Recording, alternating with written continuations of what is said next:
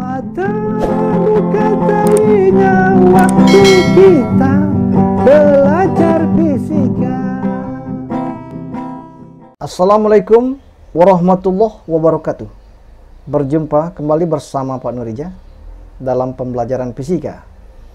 Untuk kali ini kita akan membahas materi tentang gelombang, yaitu gelombang mekanik.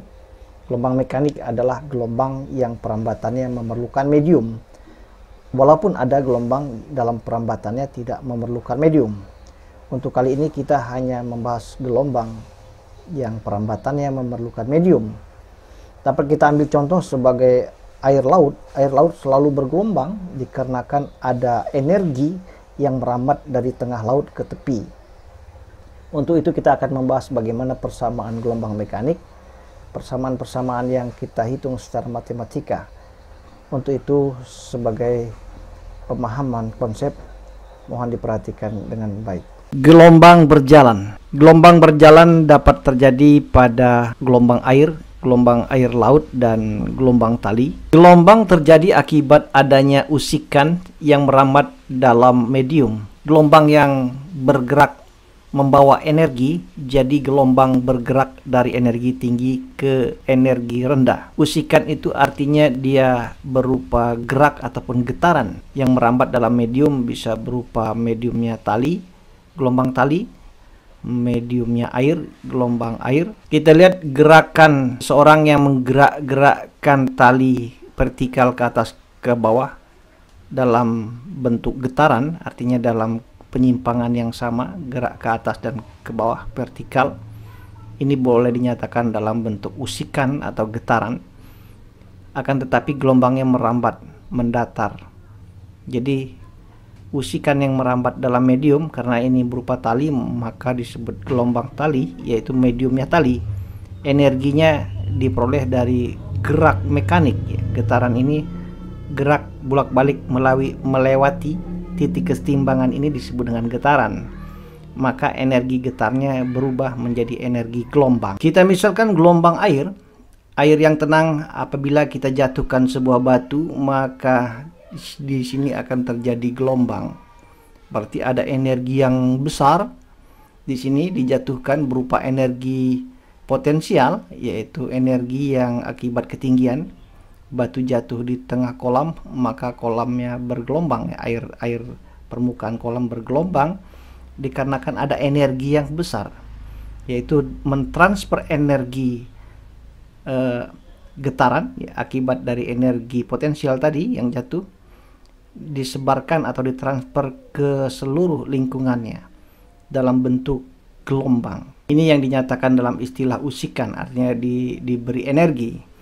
Usikan yang merambat dalam medium, artinya di sini ada energi yang lebih besar daripada lingkungannya. Maka gelombang bergerak dari energi yang besar ke energi yang lebih kecil. Termasuk gelombang laut, artinya gelombang laut ini selalu bergerak dari tengah ke pantai atau ke tepi. Berarti energi di bagian tengah laut ini energinya lebih besar daripada energi yang ada di tepi atau di pantai, sehingga gelombang bergerak dari tengah laut menuju pantai, yaitu mentransfer energi yang lebih besar menuju energi yang lebih kecil. Apabila gelombang ini menabrak dinding yang agak dangkal, maka terjadi pemecahan gelombang. Energinya diberi transfer kepada bagian dasar laut ini, sehingga terjadi gelombangnya pecah. Akhirnya setelah gelombang itu sampai tepi, posisi lebih tinggi, maka dia akan kembali lagi. Ada arus bagian bawah, yaitu arus air akibat potensial air ini lebih tinggi, maka di bagian bawah ini ada arus. Getaran, gerak melingkar, dan gelombang. Pada dasarnya ketiga konsep ini mempunyai konsep yang sama, identik, artinya serupa tapi tak sama. Apabila getaran yang sudah kita pelajari di kelas 10 itu adalah gerak bolak-balik melewati titik kesetimbangan, di mana simpangannya disebut dengan simpangan paling jauh, yaitu menyimpang, disebut amplitudo. Pergeserannya dari 0 sampai ke simpangan terjauh disebut simpangan. Simpangan paling jauh disebut amplitudo. Maka gerak atau getaran ini mempunyai amplitudo, mempunyai simpangan, mempunyai waktu getar, artinya waktu yang diperlukan untuk satu kali getaran. Jumlah getaran yang terjadi setiap detik disebut dengan frekuensi getaran. Jadi antara periode dengan frekuensi itu berbanding terbalik. Kalau periode membicarakan waktu yang diperlukan untuk satu kali getaran, sedangkan frekuensi jumlah getaran yang terjadi di dalam satu detik. Identik dengan gerak melingkar. Gerak melingkar juga mempunyai simpangan paling jauh, Y. Simpangan paling jauh disebut amplitudo. Geraknya merupakan dapat diproyeksikan dengan satu kali melingkar 360 derajat. Gerak melingkar juga mempunyai waktu putar disebut periode. Kalau di gerak getaran adalah periode getaran, sedangkan gerak melingkar adalah periode melingkar atau disebut waktu yang diperlukan untuk satu kali putaran. Juga ada frekuensinya, yaitu frekuensi putaran, jumlah putaran yang terjadi dalam satu detik. Jadi ada identik antara getaran, gerak melingkar, dan gelombang.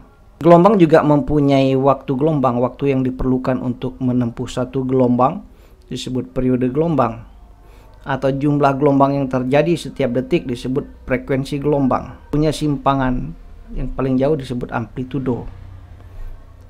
Oleh karena itu antara konsep getaran, gerak melingkar, dan gelombang mempunyai konsep yang sama. Di sini juga ada kecepatan sudut omega, di sini juga ada kecepatan sudut gerak melingkar, di sini juga ada kecepatan sudut gelombang. Jadi ketiga-tiganya mempunyai konsep yang sama. Ada periode, ada frekuensi, ada kecepatan sudut. Gelombang dapat dinyatakan dengan panjang gelombang. Biasanya dinyatakan oleh satu buah bukit dan satu buah lembah dinyatakan dalam satu gelombang. Tapi kalau hanya bukit saja atau lembah saja dinyatakan dalam setengah gelombang. Panjang gelombang ini dapat kita hitung atau kita ukur, yaitu dari A ke B ke E itu satu gelombang, atau jarak antara bukit dan bukit, puncak bukit ya, juga dinyatakan dalam satu gelombang. Satu kali periode waktu yang diperlukan untuk menempuh satu gelombang disebut periode gelombang. Sedangkan jumlah gelombang yang terjadi setiap detik disebut frekuensi. Pada gambar ini dari A sampai G sudah menempuh 1,5 gelombang. Kita melanjutkan dengan gelombang berjalan. Persamaan simpangan gelombang berjalan. Persamaan simpangan itu menyimpang itu pada sumbu Y. Sedangkan simpangan yang paling jauh disebut dengan amplitudo.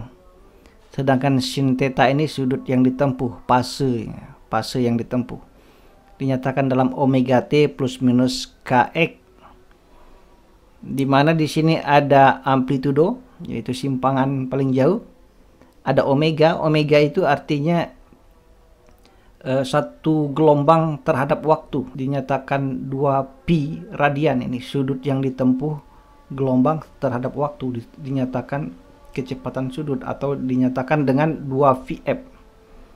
Sedangkan K konstanta gelombang dinyatakan oleh 2pi per lambda. Sedangkan X adalah jarak yang ditempuh gelombang. Inilah persamaannya daripada untuk gelombang berjalan. Artinya kalau ada tanda positif berarti gelombangnya dimulai dari bawah ke atas. Kalau negatif berarti dari atas ke bawah, mulai gerak gelombangnya.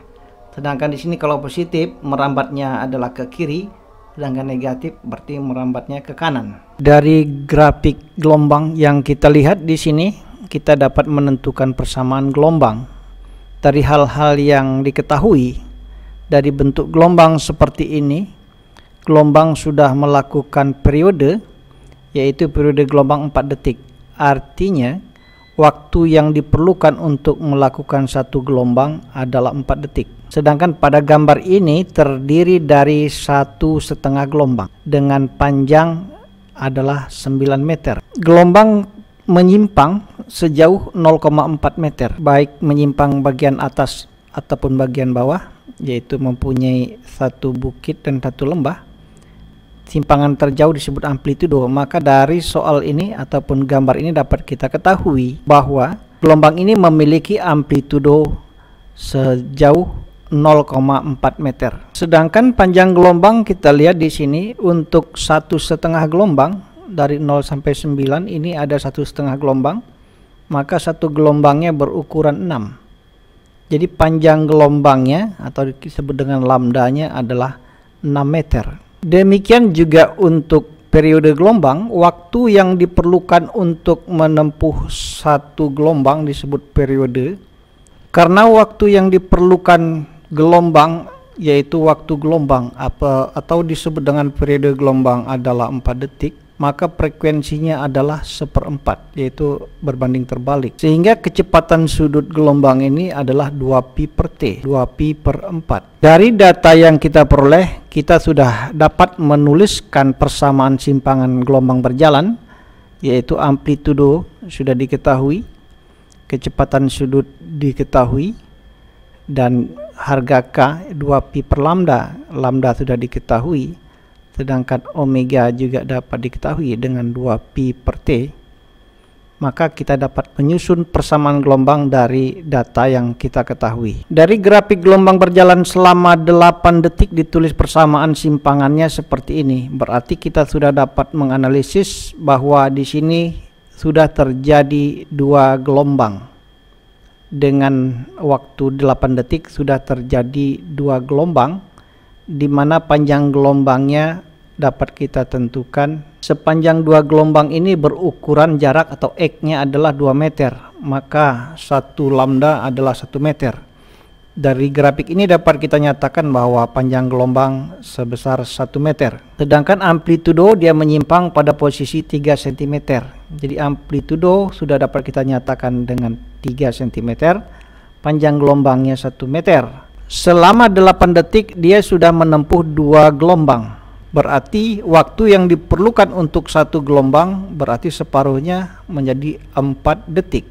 Maka periode gelombang adalah 4 detik. Dari data ini kita sudah dapat menuliskan persamaan gelombangnya. Kita ambil persamaan dari gelombang berjalan.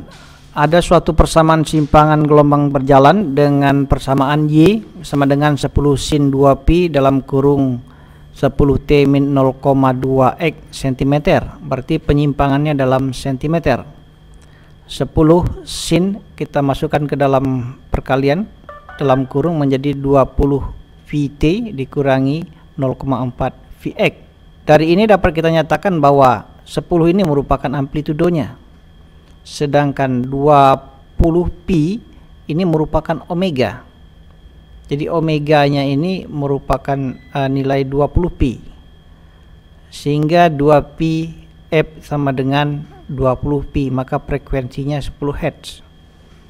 Sedangkan pada 4pi ini nilai K nya, berarti K sama dengan 0,4 V, maka K sama dengan 2pi per lambda. Maka lambda dapat kita hitung dengan 2pi per K, sehingga lambda dapat kita nyatakan dalam 5 cm. Sebagai tugas untuk belajar tambahan di rumah, kita buat sebuah soal. Sebuah gelombang berjalan di permukaan air memenuhi persamaan Y sama dengan 0,03 sin 2pi 40T min 2X. Persamaan ini akan kita selesaikan karena ada suatu pertanyaan, berapakah cepat lambat gelombang tersebut. Kecepatan gelombang dapat dirumuskan sebagai lambda kali frekuensi. Jadi kita membutuhkan panjang gelombang dan frekuensi untuk menjawab soal itu. Frekuensi dapat kita hitung berdasarkan omega yang diketahui. Kalau ini tidak kita kalikan ke dalam kurung menjadi 60 kali 2 120 pi. Omeganya 120 pi, maka frekuensi dapat dihitung. Sedangkan 2 pi kali 2 jadi 4 pi, nilai K nya menjadi 2 pi kali 2 menjadi 4 pi. Maka nilai 4 pi ini merupakan nilai K, yaitu konstanta 2 pi per lambda, maka lambda dapat diketahui. Maka hasil perkalian frekuensi dengan panjang gelombang dapat kita tentukan nilai kecepatan rambat gelombang tersebut. Sebagai tambahan soal untuk dikerjakan, yaitu sebuah gelombang yang merambat pada tali memenuhi persamaan Y sama dengan 0,03 sin V 2T min 0,1 X, di mana X dan Y dalam meter dan waktu T dalam detik atau sekon. Pertanyaannya adalah, yang pertama menentukan panjang gelombangnya, yang kedua frekuensi gelombangnya, yang ketiga cepat rambat gelombangnya, yang keempat amplitudo gelombangnya, yang terakhir gambarkan gelombangnya. Demikianlah yang dapat Bapak sampaikan. Mudah-mudahan ini dapat dikerjakan. Belajar fisika dengan logika, matematika alat bantunya. Semangat belajar terus. Demikian tadi pembahasan kita tentang gelombang. Ternyata gelombang ada relevansinya antara gerak melingkar, getaran, dan gelombang. Serupa tapi tak sama, artinya identik. Awal dasar kita mempelajari gelombang dapat kita awali dengan gerak melingkar atau gerak getaran dan gerak gelombang. Setelah kita pahami bahwa dalam perjalanan mempelajari gelombang itu ada frekuensi, ada panjang gelombang, ada periode. Periode gelombang, waktu yang diperlukan untuk menempuh dalam satu gelombang. Frekuensi gelombang, jumlah gelombang yang terbentuk dalam satu detik, setiap detik. Untuk itu kita telah membahas tentang bagaimana persamaan gelombang mekanik yang akan kita bahas dan akan kita pelajari. Yang telah kita bahas merupakan gelombang-gelombang mekanik. Untuk itu sebagai pembelajaran kita, silakan siswa berlatih di rumah membahas soal-soal tentang gelombang mekanik. Atas perhatiannya dan kesungguhannya dalam belajar, Bapak ucapkan terima kasih. Assalamualaikum warahmatullahi wabarakatuh. Buka mata, buka telinga, waktu kita